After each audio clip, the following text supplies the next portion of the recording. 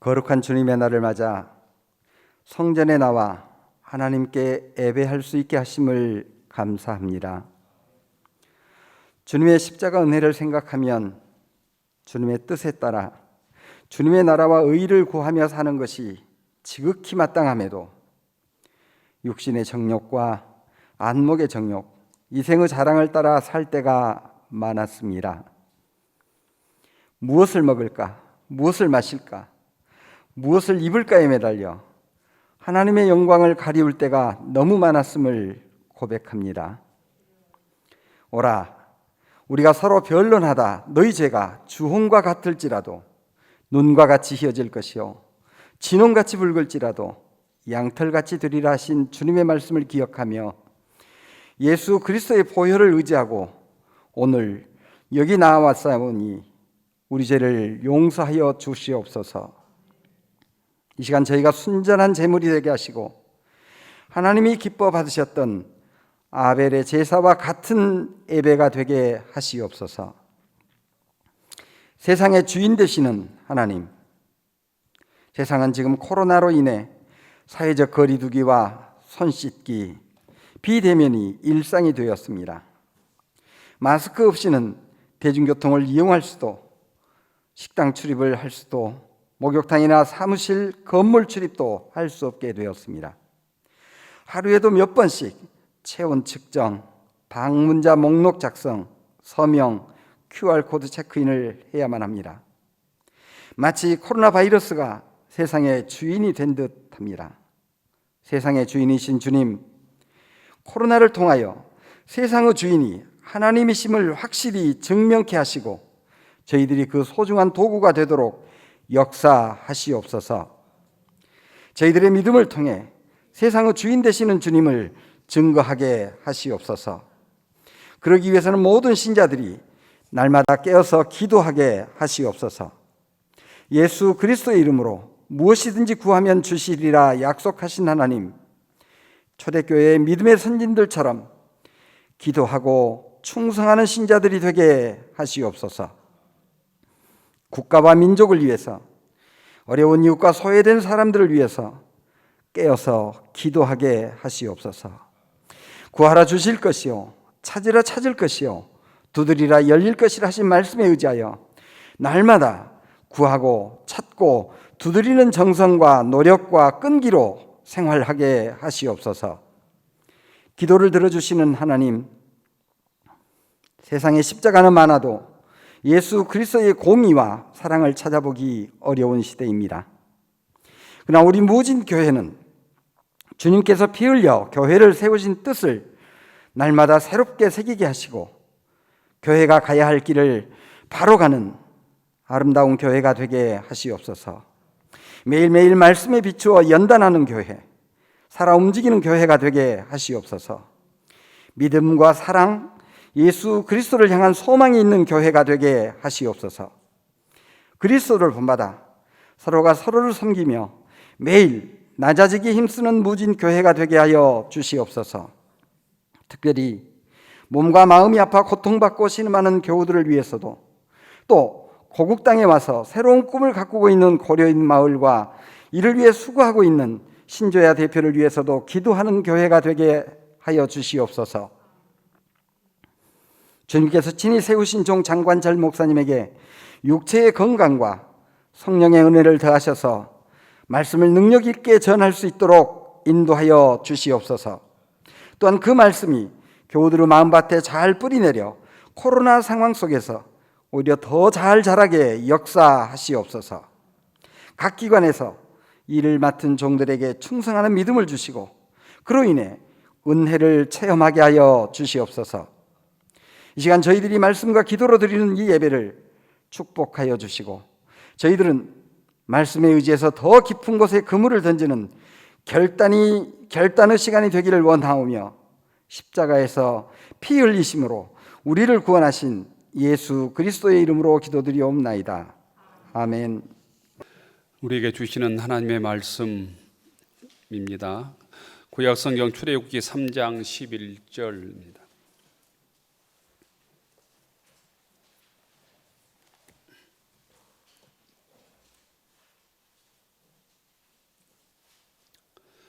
구약성경 85쪽, 구약성경 85쪽 출애굽기 3장 11절부터 15절까지 교독하겠습니다.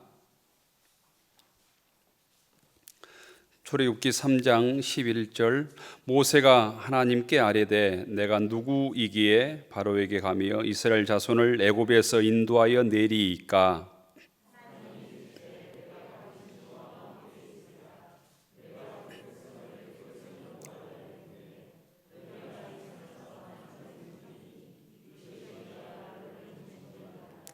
모세가 하나님께 아뢰되 내가 이스라엘 자손에게 가서 이르기를 너희의 조상의 하나님이 나를 너희에게 보내셨다 하면 그들이 내게 묻기를 그의 이름이 무엇이냐 하리니 내가 무엇이라고 그들에게 말하리이까.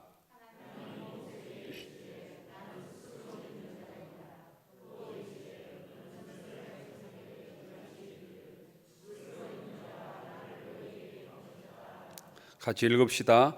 하나님이 또 모세에게 이르시되 너는 이스라엘 자손에게 이같이 이르기를 너희 조상의 하나님 여호와 곧 아브라함의 하나님 이삭의 하나님 야곱의 하나님께서 나를 너희에게 보내셨다 하라.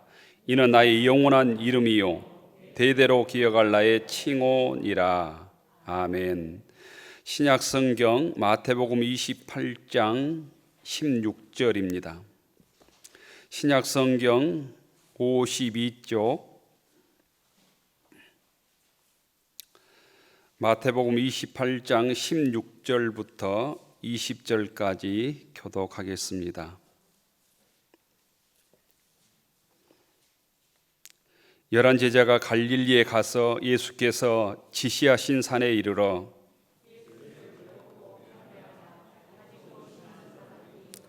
예수께서 나와 말씀하여 이르시되 하늘과 땅의 모든 권세를 내게 주셨으니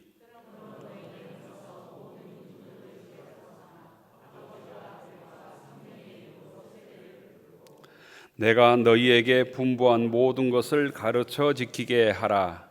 볼지어다 내가 세상 끝날까지 너희와 항상 함께 있으리라 하시니라. 아멘. 주의 전에 나오신 모든 교우들을 주의 이름으로 축복합니다. 옆 사람 인사하십시다. 반갑습니다. 잘 나오셨습니다. 주님의 평화가 여러분에게 표와 함께 하겠습니다. 복음과 함께 고난을 받으라. 복음과 함께 고난을 받으라. 마른 나뭇가지에서 연한 새싹들이 나와서 가로수 잎들을 이 연녹색으로 다 물든 것 같아요. 불과 한두 전에는 앙상한 마른 가지였는데 한두 주 지나니까 연녹색으로 가로수가 다 물들었는데요. 하나님의 신비가 놀랍다 이런 생각을 합니다. 돌아가실 때 한번 가로수 나무들을 잘 보시면 좋을 것 같아요. 또 이 부활의 계절에 우리가 알지 못하는 이름 모를 꽃들이 지천으로 피어나고 있습니다. 이름은 모르지만 그 꽃들을 통해서도 하나님의 은혜와 사랑을 체험하는 교우들이 되기를 원합니다. 부활절에 우리가 나누는 게 계란이지요. 계란은 부활을 상징하는 날인데 계란의 종류도 참 찾아보니까 많더라고요. 일반 계란부터 영양난까지 종류가 아주 굉장히 많았습니다. 유정난, 방사란, 방목난, 또 영양난, 무슨 목적으로 키운 어떤 난들 이런 계란 종류가 많았는데요. 옛날에는 두 종류로 나눴습니다. 무정난, 유정난. 장딱 없이 나오면 무정난이고 장딱이 있이 나오면 유정난이었습니다. 그런데 무정난, 유정난 구별할 수 있는 방법이 있습니까? 겉으로는 유정난, 무정난 구별을 못하고요. 육안으로 봐도 못하고 쪄서도 모른답니다. 쪄서도. 그 다음에 영양가도 거의 똑같답니다. 그런데 유정란과 무정란의 차이는 닭 어미가 알을 품어보면 알죠. 어미닭이 이 품에 21일간 품으면 병아리가 나오면 유정란이고 썩으면 무정란이고 그렇습니다. 유정란 중에서도 이렇게 깨어나지 못한 닭들도 있기는 해요. 근데 아무리 품어도 생명이 없는 무정란은 병아리가 될 수 없는 거죠. 사람도 이와 같습니다. 이와 마찬가지로 사람도 두 종류로 나누는데 예수 있는, 우리 속에 예수의 생명이 있는 사람이 있고 예수의 생명이 없는 사람이 있다는 거예요. 예수님의 생명이 있는 사람은 예수님을 나의 그리스도로 고백하고 나의 구주로 받아들이고 내 인생의 주인으로 받아들이고 예수님 말씀 따라 살겠습니다 다짐하고 예수님을 나의 구주로 고백하는 사람들입니다. 그 사람에게는 예수님의 생명이 있다는 것입니다. 겉으로 보기에는 유정란, 무정란 구별을 못 알지만 사람도 예수 믿는 사람과 예수 믿지 않는 사람, 예수 생명이 있는 사람과 없는 사람이 구별이 안 되지만 마지막에 구별이 된다는 거죠. 예수 생명이 있는 사람들은 주님의 말씀을 내 삶의 가치로 알고 살아갑니다. 예수 믿는 사람은 곧 하늘나라를 소망하며 살아갑니다.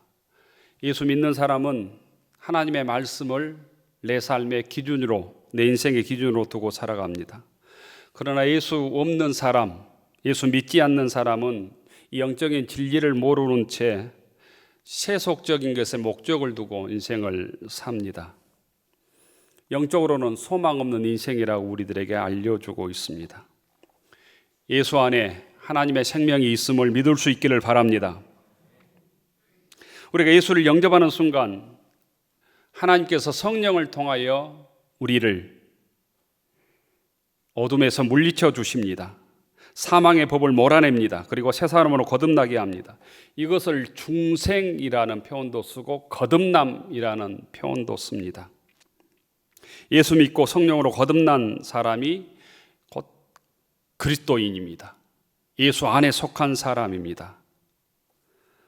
그래서 성경은 그런즉 누구든지 그리스도 안에 있으면 새로운 피조물이라 이전 것은 지나갔으니 보라 새 것이 되었도다.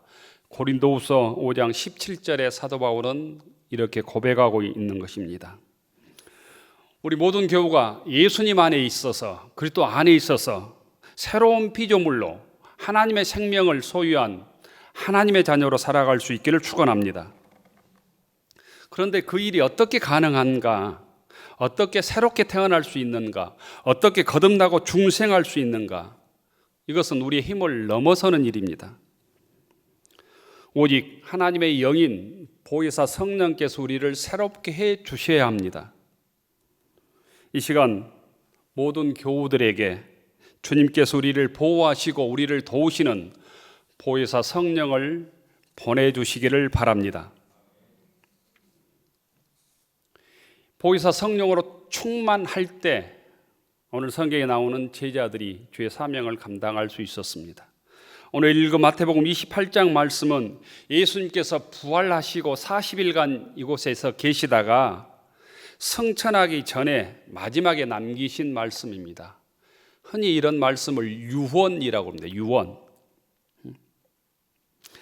주님께서 제자들에게 마지막 남기신 말씀, 이 유언을 일반적으로는 지상대명령이다, 이런 신학적 표현을 씁니다. 지상대명령. 이 본문은 마태복음의 결론이고 예수님의 마지막 말씀입니다. 이 말씀으로 성도의 시대가 열렸고 교회의 시대가 열렸고 성령의 시대가 열렸습니다. 예수님께서는 이 세상을 떠나시면서 마지막 남기신 말씀이고 유언의 말씀입니다. 그런데 제자들은 이 예수님의 유언의 말씀을 듣고 순종함으로 세상을 변화시킵니다. 예수님께서 십자가에 달리기 전에는 제자들이 두려워서 뿔뿔이 흩어졌는데 부활하신 예수님을 만나고 예수님께서 말씀하신 이 유언의 말씀을 마음속에 깊이 새기고 예수님께서 승천했어도 그 말씀대로 복음을 전하고 순교함으로 예수님의 유언을 지켰다는 거예요. 그 유언의 말씀을 다시 한번 읽어보겠습니다. 마태복음 28장 19절 20절입니다. 19절 20절 같이 한번 읽어봅시다. 시작.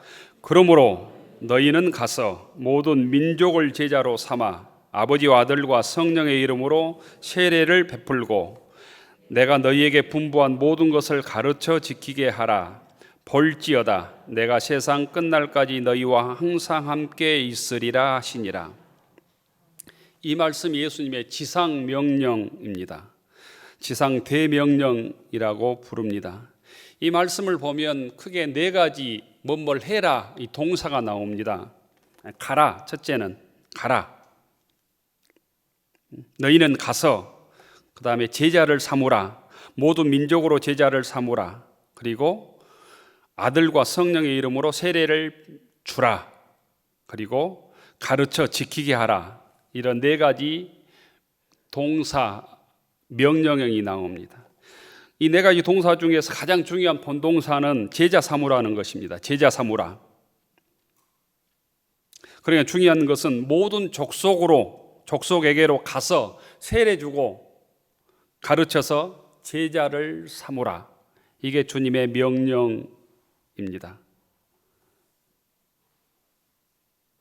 복음을 전하여 죽어가는 생명을 살리고 주님의 제자가 되게 하라는 것입니다. 예수님의 제자들이 제자를 삼으려면 먼저 신실한 예수님의 제자들이 되어야 했습니다. 오늘날 이 명령은 우리 교회와 성도들에게 주어졌습니다. 오늘 우리들이 받아야 될 예수님의 유언의 말씀, 명령의 말씀을 가서 제자 삼으라는 말씀으로 우리 모든 교회가 받을 수 있기를 원합니다. 이 예수님의 명령을 무시하는 것은 교회가 아닙니다. 이 명령은 교회 사명이고 우리들의 사명이기도 합니다. 잘하든지 못하든지 이 사명은 우리로부터 자유로울 수 없다는 것입니다. 복음을 전하는 사명은 반드시 해야 될 일이며 또 감당해야 될 사명으로 주님께서 우리에게 말씀하십니다. 주님께서는 또한 명령만 주신 것이 아니고 사명만 주신 것이 아닙니다. 예수님은 그 명령과 더불어서 우리들에게 어떤 약속을 주십니다. 은혜로운 약속을 주셨습니다. 그것은 세상 끝날까지 주님께서 우리 함께 하겠다는 약속입니다. 20절을 보면 볼지어다 내가 세상 끝날까지 너희와 항상 함께 있으리라 말씀하십니다. 주님께서 우리들과 세상 끝날까지 함께 있겠다고 하는 이 약속이 우리들에게 주신, 예수 믿는 자들에게 주신 최대의 약속, 최상의 약속입니다. 요한복음 14장 8절에 보면 예수님께서 끊임없이 제자들에게 이렇게 말씀합니다. 내가 너희를 고와 같이 버려두지 않겠다. 반드시 너희에게로 다시 오리라. 이렇게 말씀하십니다. 교우 여러분, 우리가 힘들고 어려울 때 부활하신 주님께서 오늘 성령을 통하여 우리들과 함께 하시겠다고 약속해 주십니다. 우리의 마음이 무너질 때 부활하신 주님께서 우리들과 함께 하심을 굳게 믿고 일어설 수 있기를 축원합니다. 세상 끝날까지 내가 너와 함께 하겠다라는 의미에는 세 가지 의미가 있습니다. 첫째는 우리가 개인적으로 죽는 날까지 주님께서 함께 하겠다는 의미입니다. 둘째는 세상 역사의 종말까지 주님께서 함께 하겠다는 의미입니다. 셋째는 우리가 주님의 명령을 수행하는 동안 주님의 말씀에 순종해서 복음을 전하는 그 순간, 그 동안 하나님께서 함께 하겠다는 의미입니다. 우리가 주님의 일을 감당하고 사명을 짊어지고 일하는 동안에 주님께서 우리를 불꽃 같은 눈동자로 지킨다는 의미입니다. 주의 명령을 수행하기 전에 이역만리 가든 나라를 떠나든 무엇을 하든 주님께서 우리와 함께 하십니다. 이 믿음을 제자들이, 예수 믿는 초대교인들이 소유했기 때문에 자기 고향을 떠날 수 있었습니다. 자기 민족을 떠날 수 있었습니다. 알지도 못하는 이방에까지 가서 복음을 전할 수 있었던 것입니다. 우리들이 주님의 사명을 감당하고 있다면 주님께서 나와 함께 하심을 결코 잊지 않기를 원합니다. 인도의 시성 타고로는 그래서 이렇게 기도했습니다. 위험으로부터 벗어나게 해주십시오 하고 기도하기보다는 위험에 처하여서도 겁을 내지 말게 하옵소서, 이렇게 기도하게 하옵소서. 고통에서 벗어나게 해달라고 하는 기도보다는 고통에 처해서도 고통을 이길 수 있는 용기를 달라고 기도하게 하소서. 인생의 싸움터에서 동조자를 찾게 해달라는 기도보다는 인생과 싸워서 스스로 이길 힘을 달라고 기도하게 하옵소서. 근심스러운 공포 속에서 구원해 달라는 기도보다는 내가 싸워서 이길 용기를 달라고 기도하게 하옵소서. 내가 너무너무 기쁘고 성공할 때만 하나님이 나를 도와주신다고 생각하지 말게 하시고, 내가 매일매일 내가 슬프고 괴롭고 남이 나를 핍박할 때에도, 배고플 때에도, 그때에도 하나님이 내 손목을 꼭 붙잡고 계신다는 것을 믿게 하옵소서. 그렇습니다. 언제나 주의 사명을 감당하기 위해 힘들고 어려워도 하나님께서 우리들의 손목을 꼭 붙잡고 계시다고 하는 것을 믿으시길 바랍니다. 그 사람은 그 누구도 주님께서 버리지 않고 세상 끝날까지, 우리 인생 끝날까지 주님께서 함께 하신다는 것입니다. 사람은 결코 우리들과 끝까지 갈 수 없습니다. 우리가 인생을 살다 보면 아무 사랑하는 사람과도 사별을 합니다. 내 부모와도 사별을 합니다. 내 자식과도 사별을 합니다. 또한 이별을 합니다. 분열을 합니다. 사랑하는 사람과도 갈등해서 분열을 할 때가 있고, 이별을 할 때가 있고, 사별을 할 때가 있습니다. 그러나 주님께서는 우리의 구원자이기 때문에 땅 끝까지, 하늘 끝까지 우리와 함께 동행해 주시겠다고 약속하고 있습니다. 사람은 끝이 있지만 주님은 끝이 없다는 말씀입니다. 부활하신 주님께서 이 시간 우리들과 함께 하심을 믿을 수 있기를 원합니다. 이것이 임마누엘 신앙입니다. 하나님이 우리 함께 하시다. 이 신앙은 부활하신 주님께서 오늘 나와 함께 하신다는 신앙으로 발전하는 것입니다. 이 임마누엘 신앙으로 이 땅에 복음을 전했던 많은 선교사들이 있습니다. 2011년도 대한기독교서에서 나온 내한 선교사 연구에 보면 카나다 선교사인 윌리엄 존 맥켄지라고 하는 선교사의 기록이 나와 있습니다. 19세기 말 카나다에서 한 청년이 이 조선의 비참한 소리를 듣습니다. 이 맥켄지가 조선이 어디인지도 모르지만 조선에 가서 복음을 전해야 되겠다, 저 불쌍한 민족에게 예수를 전해야 되겠다, 이런 뜨거운 가슴으로 기도하고 선교 기금을 모읍니다. 근데 주변의 반응은 뜨뜻미지근했습니다. 뜨겁지 못했습니다. 그럼에도 불구하고 이 맥켄지는 포기하지 않고 기도하고 친구로부터 헌금을 모아서 32살 때 한국에 배를 타고 들어옵니다. 척박한 조선의 땅에 도착합니다. 이때가 32살 1893년도입니다. 32살의 윌리엄 존 맥켄지는 조선에 들어와서 철저하게 조선 민중으로 살겠다라고 결심을 합니다. 선교사들의 만류에도 불구하고 황해도 소래 마을에서 한복을 입고 빵이나 버터는 먹지 않고 초가집에서 살면서 한국 음식을 먹습니다.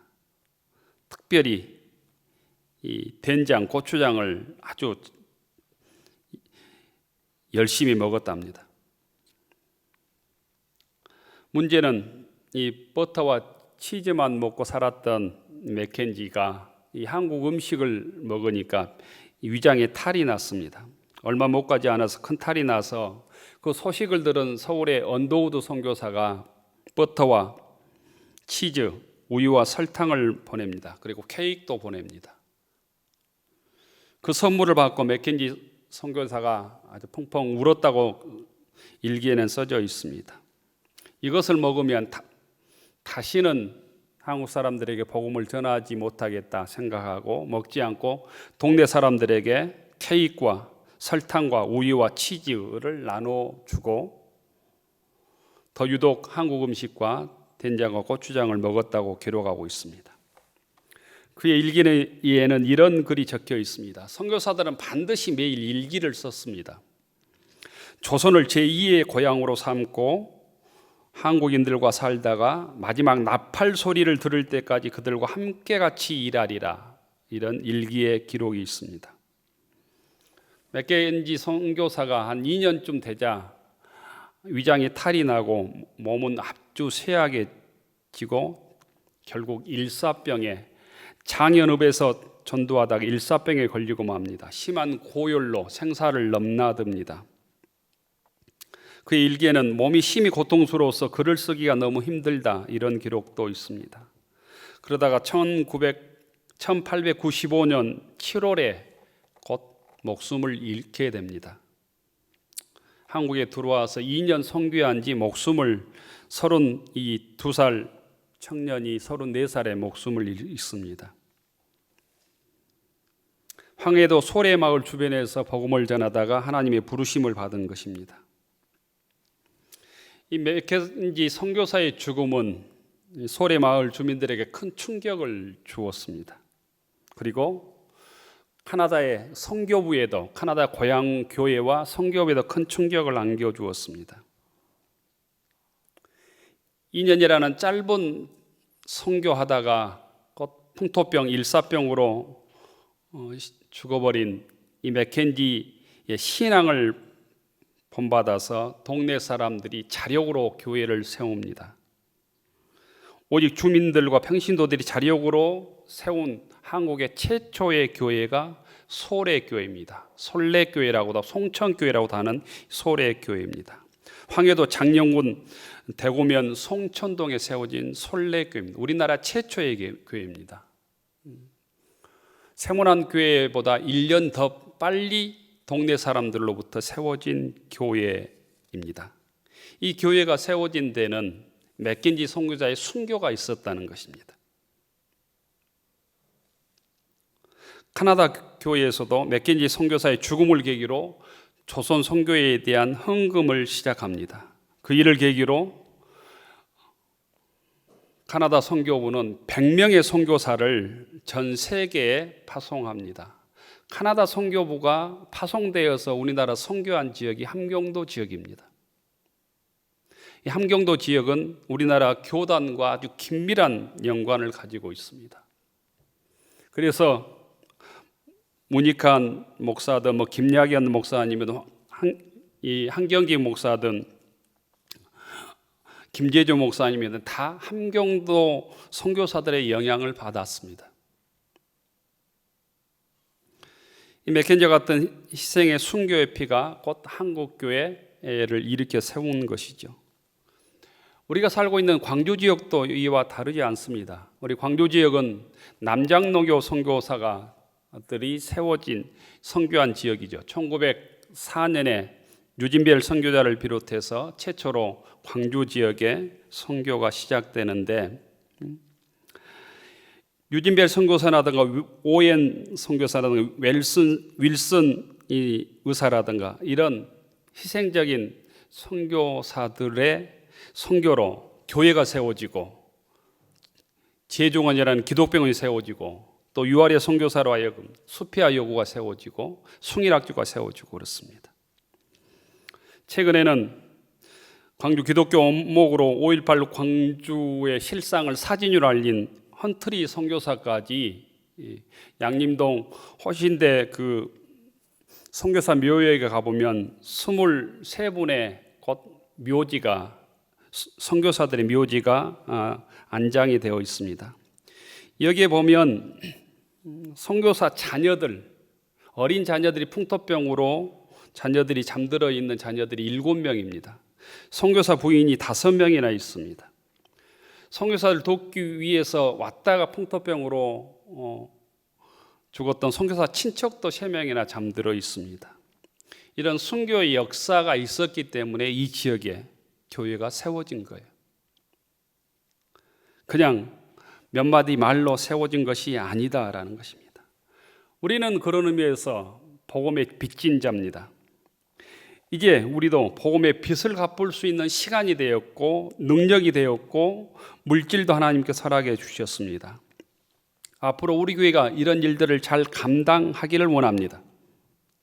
우리도 복음이 전해지지 않고 우리보다 더 척박한 나라에 선교에 관심을 가질 때도 되었습니다. 에밀 브루너라고 하는 신학자는 불은 타오르기 위해 존재하고 교회는 선교하기 위해 존재한다 했습니다.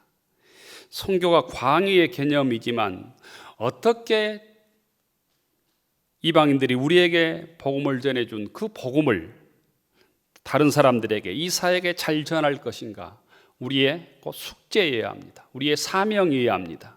하나님께 부름받은 가르쳐 지키게 하라는 주님의 명령을 우리가 나의 명령으로 받아들여야 된다는 말씀입니다. 예수님의 제자들은 십자가에 달려 돌아가기 전에 뿔뿔이 흩어졌던 비겁한 자들이었지만 부활하신 주님을 만나고는 이제는 예수님의 유언을 마음속에 품고 자기의 몸을 불살라서 선교의 현장에 선신하고 순교의 제물이 됩니다. 그러므로 세상을 뛰어넘습니다. 세상의 핍박을 이겨내게 됩니다. 오늘 주님께서 우리들에게 이렇게 약속하십니다. 볼지어다 내가 세상 끝날까지 너희와 항상 함께 있으리라. 이 얼마나 놀라운 약속입니까? 우리는 이 약속을 주님으로부터 받은 자들입니다. 주님은 성령을 통하여 이 약속을 이행할 수 있는, 감당할 수 있는, 실천할 수 있는 능력을 우리들에게 주십니다. 출애굽기 3장의 말씀은 하나님이 모세를 부르신 소명의 장입니다. 양치기를 하고 있는, 미디안 광야에서 양치기를 하면서 허송세월하고 있는 모세를 하나님께서 부르십니다. 떨기나무 가운데서 부르시고 민족을 해방하라고 말씀하십니다. 이스라엘 민족을 해방시키라고 얘기합니다. 이때 모세는 거부합니다. 내가 누구에게 바로에 가며 이스라엘을 애굽에서 인도하여 내리이까 반문합니다. 이때 하나님께서 모세에게 이렇게 말씀하십니다. 하나님이 이르시되 내가 반드시 너와 함께 있으리라. 내가 반드시 너와 함께 있으리라. 임마누엘 신앙입니다. 하나님이 모세와 함께, 하나님이 우리와 함께 있다고 하는 것입니다. 이 믿음 가지고 애굽에서 이스라엘 백성들을 구원하라고 말씀하십니다. 결국 모세는 이 믿음 가지고 이스라엘 민족을 애굽에서 해방시킵니다. 교우 여러분, 부활하신 주님께서 오늘 우리들에게 내가 세상 끝날까지 우리들과 함께 있겠다고 약속해 주십니다. 그 약속을 굳게 믿는 자만이 세상의 증인이 될 것입니다. 부활의 증인이 될 것입니다. 땅 끝까지 이르러 주님의 증인의 삶을 살 것입니다. 가르쳐 지키게 하는 하나님의 복음을 전하는 사람이 될 것입니다. 교우 여러분, 우리가 부활의 증인으로 살아갈 때 주님은 우리와 함께 하십니다. 우리가 복음을 전할 때 주님은 우리와 함께 하십니다. 주님의 제자로 살아갈 때 주님은 우리와 함께 하십니다. 주의 사랑을 나누고 말씀에 순종할 때 주님께서는 우리와 함께 하십니다. 주의 사랑을 전할 때 부활의 증인으로 우리가 일어설 때 주님께서는 성령을 통하여 우리와 함께 하시고 그 능력을 감당할 능력을 주실 것입니다.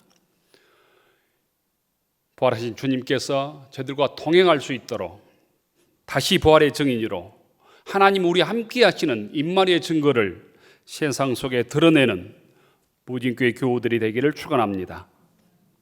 기도하겠습니다. 부활하신 주님, 이제는 십자가 앞에 두려워서 벌벌 떠는 제자들이 아니라 부활하신 주님을 만나고 당당히 거듭난 제자들이 되게 하옵소서. 이제는 부활하신 주님을 바라보고 제자로 삼으라는 주님의 명령을 붙들게 하옵소서. 내가 세상 끝날까지 너희와 항상 함께 있으리라 주님의 말씀을 우리 마음속에 새기게 하셔서 세상의 두려움에 넘어지지 않게 하옵소서. 세상의 유혹에 넘어지지 않게 하옵소서. 하늘로로 축원하옵나니 이제는 사망 권세를 깨뜨리시고 부활하신 예수님의 은혜와 우리를 불꽃 같은 눈동자같이 사랑하신 하나님 아버지의 끝없는 사랑하심과 세상 끝날까지 우리 함께 하시는 성령님의 감동 감화 교통하심이 하나님 우리 함께 하시는 임마누엘 신앙으로 부활의 증인으로 살아가기로 다짐하는 무진교회 교우들 머리 위에 우리의 가정과 일터 위에 우리의 자녀들 위에 이제로부터 영원까지 함께하여 주시기를 간절히 축원하옵나이다. 아멘.